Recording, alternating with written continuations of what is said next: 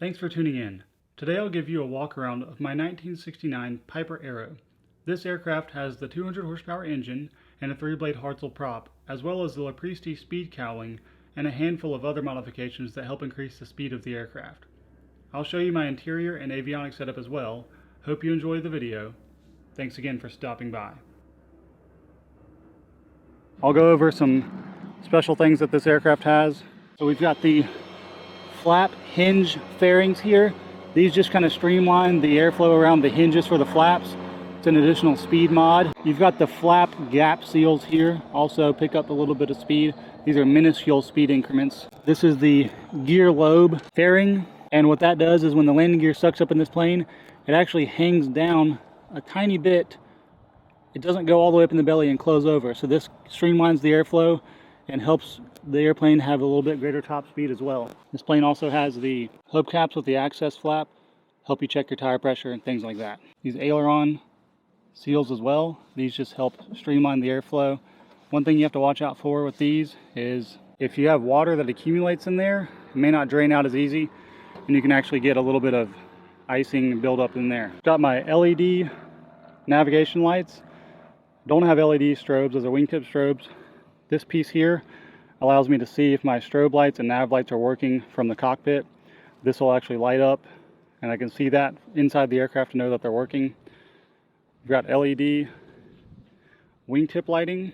This piece here keeps that light from bleeding into the cabin whenever it's dark out. Fuel tanks are 25 gallons, 24 gallons usable, 18 gallons to the filler neck indicator, which is a tab inside. It's actually 17 gallons usable fuel. Helps you determine how much fuel's in the tank. The cow flap here, this is the LoPresti mod cow flap. It's what makes this plane special. The LoPresti cowling, it's pretty expensive cowling.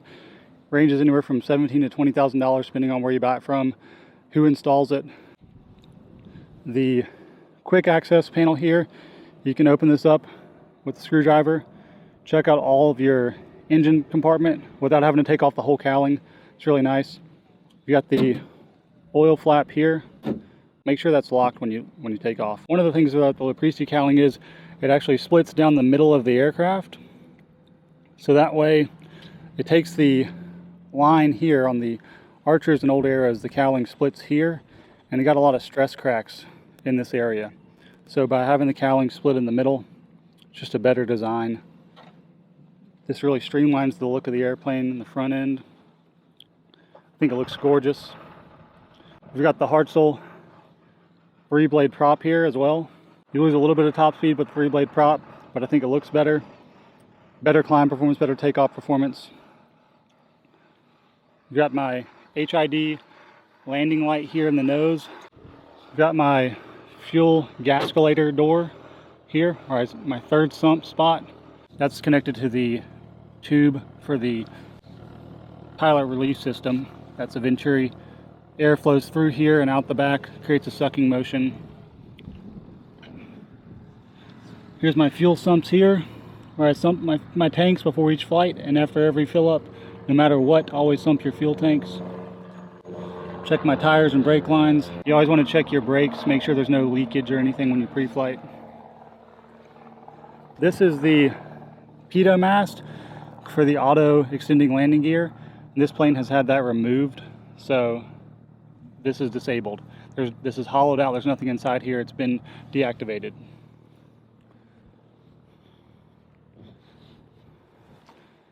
This plane was repainted in 2005 along with the interior, so it's pretty recent paint. It's in great shape. One of the main things when you pre-flight the Arrow is you want to check this bolt in here very carefully, and this point here, as well as the top. Make sure none of that's loose. The stabulator, I have the gust lock on, so we're not going to move this, but I move this once I take the gust lock off, make sure it's free and correct. Nothing wrong there. I want to check all the points like this for any loose bolts, anything that's loose on the aircraft. And check your antennas up here, check your light, make sure there's not cracked, didn't get hanger rash and break off. Check your lights here. It's pretty much my pre-flight. Just take note of everything on the airplane. Make sure there's no nicks and scratches. Make sure there's no new hanger ash. Make sure there's no cracked windows or anything like that. And then I'm gonna go sump the tanks and I'll see you inside. So I got my lockable baggage area here. Be careful when you push that, it'll pop your fingers. If you open it like this, it'll pop you right in the knuckle. Keep my cases of water back here. Keep a battery charger jump box back here, and that has a external jump plug here with a little piece of Velcro to keep it closed in flight so it doesn't flap up and beat up the paint. You can jump the plane externally there. Push that closed. Got my water bottles, my chocks, tow bar, jacket, plane cover.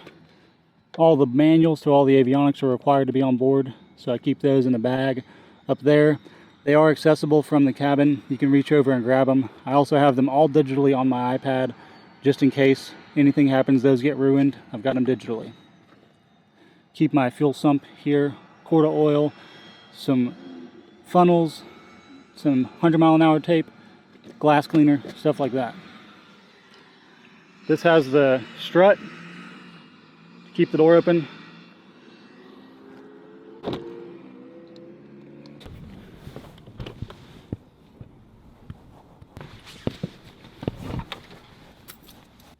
Alright, it's pretty chilly outside. Clouds are still pretty low in the surrounding area.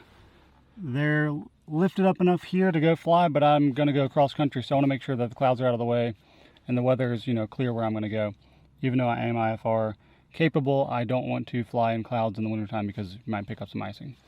So, I'll give you guys a quick tour of the Piper Arrow interior. This is a 1969 Piper Arrow 200.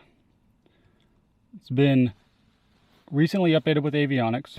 So we've got our electric aileron trim here, standby airspeed, attitude, and altimeter here. Garmin G500 with synthetic vision, weather, and ADS-B for traffic. It's a PFD, MFD setup. You can pull up your AHRS here, attitude heading reference system, airspeed, attitude indicator, all that kind of stuff's here. The right screen can be your traffic, weather, airport diagrams, a flight plan, approach plates, whatever you need to pull up can be pulled up on this, and it's not touchscreen. I keep a placard of all of the V speeds for the airplane. I keep that there at all times. Got a little clip here. I can remove it if I want to, but I don't ever really take that off. GTN 750, which is touchscreen. This can show weather, flight plans, traffic, your GPS. It has the transponder, which is remote in the back. You can control the transponder from this. And then I've got my SL30, I believe, and that is my backup NavCom. And that also is linked to this, where I can monitor this comm through this main radio. So I can tune the frequencies down here, but then I can monitor them and control them up here. I've got a JPI 830 engine monitor, an Insight Strike Finder, a turn coordinator over here. This is just a switch to control the different screens for the 830. I've got my suction gauge. I've got 2 USB ports here, a heater, cigarette lighter plug. I use that for a car charger to charge iPads in flight. We've got all our breakers down here. It says circuit breakers. Keep my headsets folded up in the bottom down here. Switches, pitot heat, cluster lights. I've got my beacon. I leave the beacon on at all times because that way when I walk away from the airplane, I can tell if I left the battery master on because the beacon will be flashing at me. These are my wingtip strobe lights, individual landing lights. I've got fuel pump, battery master, and alternator, and then my nav lights. And the nav lights are also wired to a red light here that shines on the dash, and that is dimmable. So as soon as it goes up, nav lights are on full brightness as they should be. And then as you continue to roll the switch up, that increases the brightness of the panel overhead light. I've also got a light up here, which is a movable red map light that I can shine at any orientation in the cockpit. It's great to have that. That is linked to the cluster lights. So as soon as I flip those up, that comes on. It's not dimmable, but the cluster lights are dimmable with the switch. I've also got lighting here, and this lighting is for all the round dial gauges. It's a greenish blue light. It backlights all the round gauges, backlights my compass and the round dials in here. We've got the S-tec 60-2 autopilot, and we have a handheld comm, so you can plug that in if you ever lose comms and have a handheld on board. You can plug that in to get a handheld comm linked into the plane. All my plugs are LEMO. It's the Bose LEMO plug, so that's panel powered. I've got my autopilot switch here, my electric trim. This has electric trim as well as aileron trim. Parking brake here. In this plane, the auto gear is removed, so it does not have the auto extendable landing gear. I've got a wig-wag switch here, and what this does is turn this on when my landing lights are turned off, and my wingtip landing lights will flash alternately to help me be more visible during day flight. I've got my rudder trim here, and then this plane only has toe brakes on one side. So I only have left side toe brakes. Give you a quick shot of the interior. I just installed the sheepskin covers. Got these armrests that I never use because my arm doesn't really fit there comfortably. One cool thing about this plane is I have a flashlight holder custom milled for this flashlight. It only fits this flashlight, which is a Streamlight Stylus Pro. Great flashlight, well built. I've got a ballpoint pen holder. It only holds big pins, black or blue. Magnetic strip here, and this is what I use to attach my Apple Pencil for my iPad. My headset's all wired up and hanging over here on the hook, ready to go. I've got the window scoop. Flip that out, close it up whenever you take off. I actually keep the scoop like this so it's not sticking all the way out the window. That gives me a little bit too much air shoving in my face, but if I flip it like that, it just lessens the amount of airflow hitting your face. I've got the BAS Bass Inc., whatever you want to call them, shoulder harnesses. Those connect to the seat belts. These come together. You unbuckle the seat belt. They go in between the seat belt for the lap belt. And they are auto locking. So if you come to a sudden stop, they'll lock just like a car seat belt. Back seat, don't have too much going on back here. Same brown interior. We've got a butt pad for anyone that's short that needs to see up a little bit. Or just some padding if you get a long flight, your butt starts getting sore. Keep that in here. My backpack, flight bag. I use a backpack because I've got so much gear to carry around. I carry around a lot of stuff, so I just use a backpack. I've got some stuff in the back there. I keep a case of water at all times just in case anybody wants water. Also adds a little bit of weight back there. If you need to pour out a bottle of water, wash your hands on the ramp. Keep a case of water back there, some blankets, and an extra warm jacket in case we have to land somewhere that I don't plan on being overnight and it gets really cold. I've got an access compartment to the back. My documents are in the back flap there. We've got a pretty nice little setup. One thing I did show earlier, I'll show it again. This plane actually has a pilot relief tube here. So you can actually use the bathroom if you absolutely had to use the bathroom. So I've actually poured water down this to test it, and it will suck the water out, spit it out the bottom of the airplane, and dispose of your waste. Number one only. There's no number two going in that. Got my air vents here. And one thing about this plane that you need to pay attention to when you're switching the fuel tanks is this can easily, there's a detent, but you can easily over-rotate this. If you don't watch switching fuel, you can easily over-rotate this to the off position, and then you're going to be running out of fuel pretty quick. So when I switch tanks, I visually confirm that it's in the detent. I feel it, and I visually confirm every time I switch tanks that this is in the detent, and I didn't accidentally over-rotate and turn the fuel off. Very important to make sure you do that.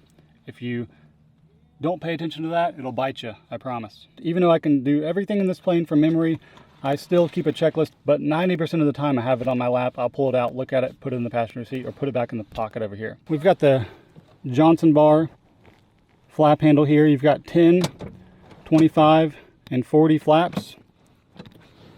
This plane is special. It's a special Arrow because it has the LoPresti cow flap. So you can unlock this, pull it towards you, that closes the cow flap, and then locks it shut. That'll pick up about 1 to 2 knots in cruise on a calm day. Usually it doesn't make too much of a difference, but it does keep the engine much cooler when you open that cow flap up. I keep it open at all times during taxi, climb, takeoff, all those portions of the flight. Keep it wide open. Once I get in cruise, if it's a cold day, I'll close the cow flap, and then on descent, I'll keep it closed as well. And then on hot days, usually it stays open 90% of the time. If it's a hot day and I'm up high where it's cold, I'll close it up to get a little bit more speed. but it just helps me control the cylinder head temperatures and keep the engine nice and cool. One other cool thing this plane has is a inflatable door seal. So this might look like a blood pressure cuff. It's pretty much basically what it is. So you tighten this knob down and then pump the door, and it actually has an inflatable seal. I'll show you. Stows right there. So it's actually got an inflatable seal here. When I pump this, let's see if you can watch it inflate a little bit.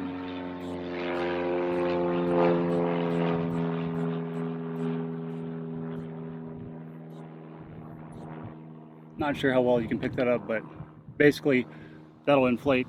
When I deflate it, maybe you can tell. You can barely tell, but that's an inflatable door seal. What that does is when you close up the cabin, seals up the door all around, makes it much quieter in here on takeoff. I've got my little strap here to help passengers get in and out, or just to help yourself. I don't recommend ever pulling on the door when you exit the Arrow. These hinges are very small, so don't put any weight on the door when you get out. We've got a gas strut here to keep the door open, which is nice. Thanks for watching. In the next video, we'll take a quick flight up to KZEF.